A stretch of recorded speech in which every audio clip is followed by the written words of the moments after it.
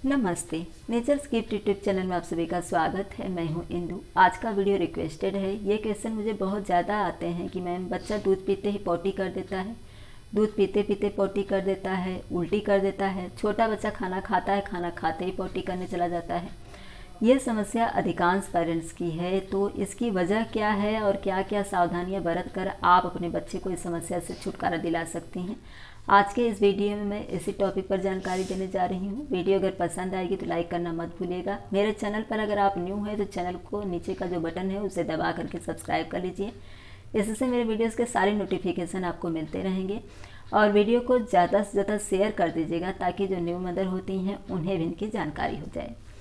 जो बच्चे 0 to 6 month के होते हैं, अगर बच्चा सिर्फ आपके ब्रेस्ट मिल्क पर ही डिपेंड है तो जो कुछ आप खाती पीती हैं पहले उसका ध्यान दीजिए। क्योंकि मुझे आज ही व्हाट्सएप पर ऐसे क्वेश्चन आए थे कि मैम बच्चा यूरिन डिस्चार्ज नहीं कर रहा है, 6-7 घंटे हो चुके हैं, लेकिन वो गैस पास कर रहा है और उसमें से बहुत गंदी स्मेल आ रही है। मैंने उनसे उनका डाइट चार्ट पूछा तो उन्होंने जो कुछ बताया उसके साथ में उन्होंने ये भी कहा कि मैं स्पाइसी भोजन नहीं लेती हूँ, लेकिन जो कुछ उन्होंने अपने डाइट में बताया उससे उन्हें गैस की समस्या हो रही थी। तो मैंने उनसे बंद करने के लिए कहा। ज़रूरी नहीं है कि आप ऑयली, स्पाइसी या फिर बाहर का फास्ट फूड लें तो ही आपको गैस होता है, नहीं। कुछ चीज़ें भोजन में भी ऐसी, कुछ फ्रूट्स में या वेजिटेबल में होती हैं जिनसे कि गैस होती है। जैसे हरी मटर जो होती है या फिर सफ़ेद मटर जो होती है, काबुली चना होता है, बैगन की सब्ज़ी होती है, कटहल यानी फरस की सब्ज़ी होती है। तो ये सब चीज़ें जो हैं इनसे गैस होती है। तो ऐसी चीज़ों का सेवन अगर आप ब्रेस्ट फीडिंग करा रही हैं तो कम मात्रा में करिए या फिर मत करिए। अगर बच्चे को ऐसी समस्या हो रही है तो, नहीं हो रही है तो आप कर सकती हैं, लेकिन अगर बच्चे में गैस की समस्या हो रही है, आपको दिख रही है, तो इन चीज़ों का आप सेवन मत करिए। इसके अलावा चावल जो होता है, पका हुआ चावल जो आप खाती हैं उससे भी गैस होता है, लेकिन बहुत कम मात्रा में आप खा सकती हैं, बहुत अधिक नहीं। चपाती आपके लिए बेहद ज़रूरी है। ड्राई फ्रूट वाला दूध और हेल्दी जो ग्रीन सब्जियां होती हैं ये बहुत बहुत ज़्यादा ज़रूरी होती हैं। तो इन चीज़ों को ज़रूर लीजिए। दूध आप ऐसे मतलब ड्राई फ्रूट पका करके लीजिए, लेकिन दूध रोटी कभी नहीं खाना चाहिए, इससे गैस होता है। तो ये हो गया। अब जो नवजात शिशु होते हैं, देखिए जब तक वो गर्भ में होते हैं उन्हें सब कुछ गर्भनाल से मिलता है, उनको ऑक्सीजन, उनको ब्लड, सब कुछ गर्भनाल से मिलता है।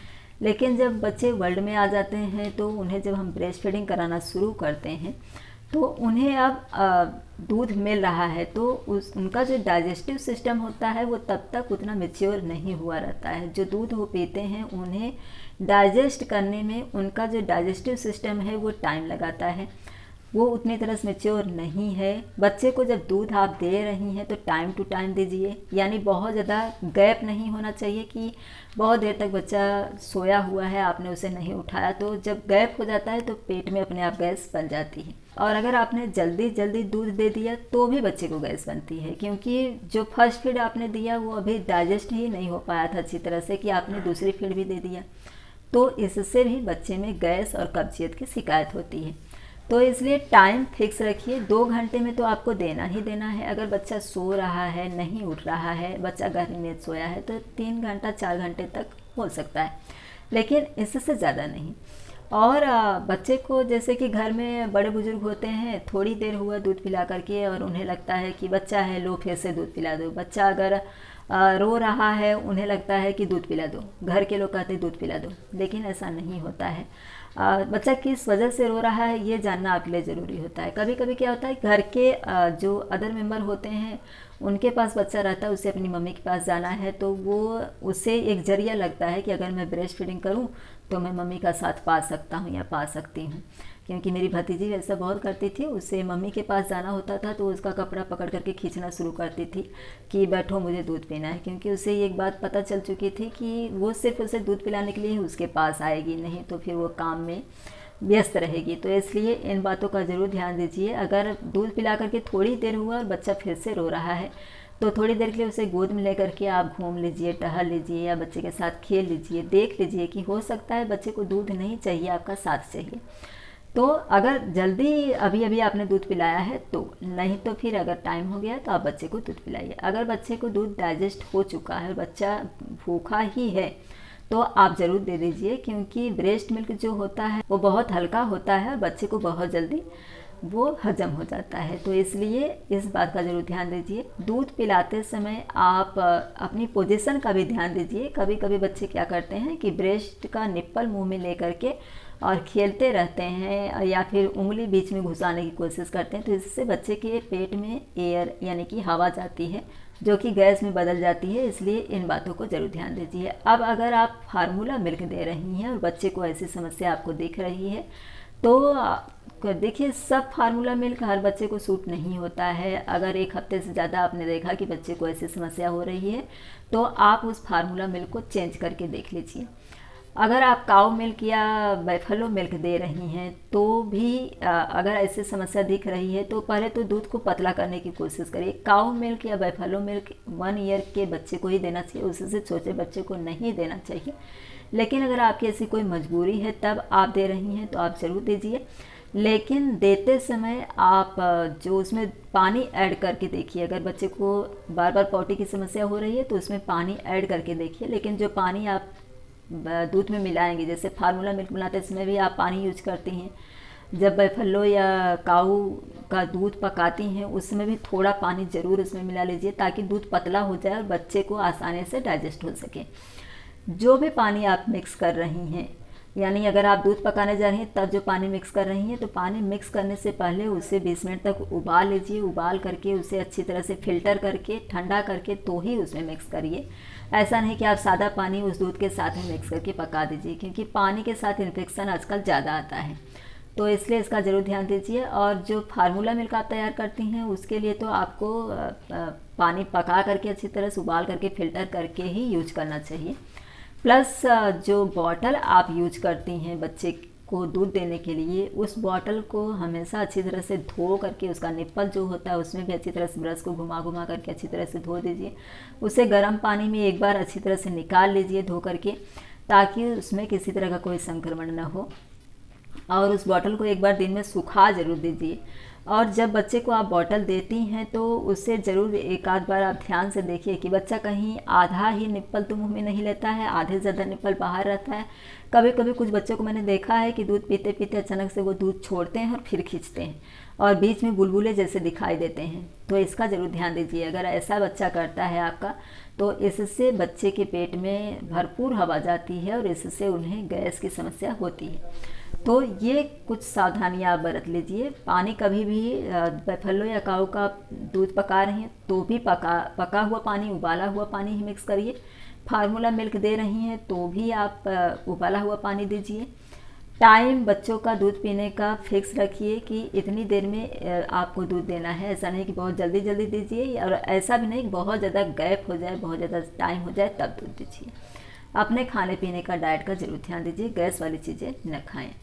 अब बात कर लेते हैं जो बच्चे थोड़े बड़े हो जाते हैं जिन्हें आप सॉलिड फूड देना शुरू करती हैं। तो सॉलिड फूड देते समय कुछ पेरेंट्स बहुत जल्दीबाजी कर देते हैं। बच्चे तो एक्साइट होते ही हैं, वो कुछ बच्चे ऐसे होते हैं जो सॉलिड फूड जब खाना शुरू करते हैं तो उन्हें लगता है कि सब कुछ मैं खा लूँ, यानी हर चीज़ का टेस्ट मुझे अच्छी तरह से मिल जाए, और जो चीज़ उन्हें पसंद आती है तो वो तो उन्हें मतलब ऐसे खा ही लेना है। उन्हें अंदाज़ा भी नहीं होता है कि हाँ हम कितना खाएं। वैसे ही आदत कभी कभी बड़ों में भी होती है, जो चीज़ उन्हें पसंद होती है वो ज़रूरत से ज़्यादा खा लेते हैं।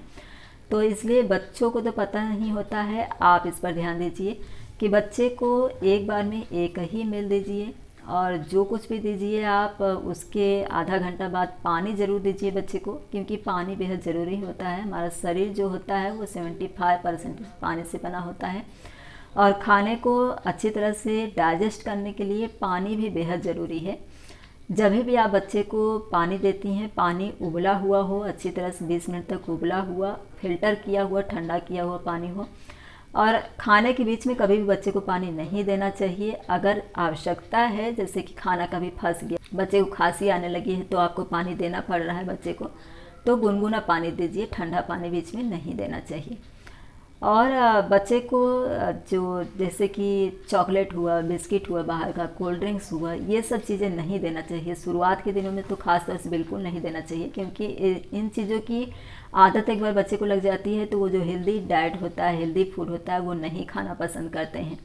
और इन चीज़ों का एक बार जब वो सेवन करने लगते हैं तो इससे उनका डाइजेस्टिव सिस्टम वैसे ही ख़राब हो जाता है, तो वो हेल्दी फूड भी जो लेते हैं वो भी डाइजेस्ट नहीं होता है। तो इसलिए इन चीज़ों को न दे करके आप घर का जो हेल्दी फूड होता है वही शुरुआत करें बच्चों को। अगर सॉलिड फूड आप दे रही हैं तो बहुत जल्दी जल्दी मत दीजिए, और एक बार में एक ही मील दीजिए।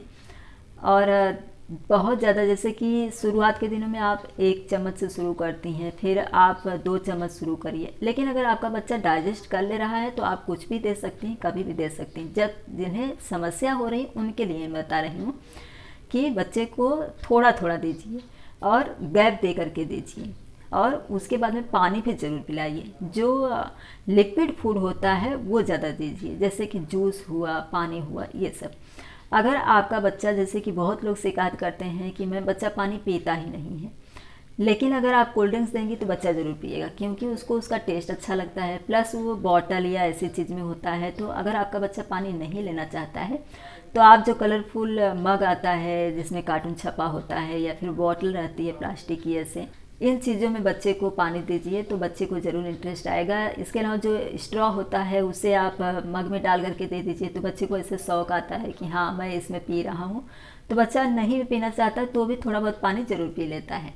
पानी का एक फिक्स टाइम ज़रूर रखिए। मॉर्निंग में बच्चे को हल्का गुनगुना पानी 1 कप ज़रूर देना चाहिए, और दिन में भी जब बच्चा खाना खा लेता है उसके आधा घंटा बाद पानी ज़रूर देना चाहिए। बच्चे के डाइजेस्टिव सिस्टम को मजबूत करने के लिए बच्चे के भोजन में फाइबर युक्त भोजन जरूर शामिल करिए। इसके अलावा प्रून का जो जूस होता है वो डाइजेस्टिव सिस्टम को मजबूत करने के लिए बेहद मददगार होता है। अनानास, केला, पपीता, ये सब चीज़ें बच्चे के डाइजेस्टिव सिस्टम के लिए बहुत अच्छे होते हैं। इसके अलावा दही, यानी घर की जो फ्रेश दही होती है वो आप प्रतिदिन बच्चे के भोजन में ज़रूर शामिल करिए। अगर बच्चा 7-8 महीने के ऊपर हो चुका है तो उसके नीचे जब बच्चा है तो आपको दही नहीं देना चाहिए, लेकिन बड़े बच्चे को दही ज़रूर देना चाहिए, क्योंकि ये दांतों के लिए, डाइजेस्टिव सिस्टम के लिए, और जो बाल होते हैं इनके लिए, स्किन की चमक के लिए बहुत फ़ायदेमंद होता है। तो आप घर पर रोज़ फ्रेश दही बनाइए। ऐसा नहीं कि आपने ढेर सारा बना करके फ्रिज में रख लिया है और फ्रिज का दही निकाल करके बच्चे को दीजिए। यह आपके लिए भी अच्छा नहीं रहता है, बच्चे के लिए भी अच्छा नहीं रहता है। मैंने इससे कैसे रोज़ आपको फ्रेश दही बना करके बच्चे को दिन में दे देना है, और कभी भी दही दोपहर के टाइम में, यानी 12 बजे के लगभग 12 से 1-2 के बीच में देना चाहिए। इससे पहले नहीं और इसके बाद में भी नहीं देना चाहिए। और रोज़ आप बना सकते हैं, इसके लिए मैंने एक सेपरेट वीडियो दिया हुआ है अपने चैनल पर, तो आप चेकआउट करके उसे ज़रूर देखिए। अगर आपने सारी सावधानियां कर ली हैं और बच्चे को इसके बावजूद भी बार बार पॉटी की समस्या हो रही है तो आप एक बार डॉक्टर से ज़रूर चेकअप करवा लीजिए। हो सकता है बच्चे को वायरल इन्फेक्शन हो या फिर पानी का इन्फेक्शन हो, जैसे कि रोटा वायरस हुआ या फिर डायरिया हुआ। इन सब की समस्या की वजह से बच्चा ग्रसित हो तो एक बार डॉक्टर से ज़रूर चेकअप करवा लीजिए। आई होप कि जो जानकारी मैंने इस वीडियो में दी है, इससे अगर आपके बच्चे को ऐसी कोई समस्या है तो आप सावधानियां अपना करके अपने बच्चे को इस समस्या से छुटकारा दिलाने में ज़रूर कामयाब होंगे। वीडियो अगर पसंद आई होगी तो लाइक करिएगा, चैनल को सब्सक्राइब और वीडियो को ज़्यादा से ज़्यादा शेयर कर दीजिएगा, ताकि जो न्यू पेरेंट्स होते हैं उन्हें भी इनकी जानकारी हो जाए। इसी तरह के नए टॉपिक के साथ अगले वीडियो में फिर से मिलेंगे। वीडियो देखने के लिए आप सभी का धन्यवाद।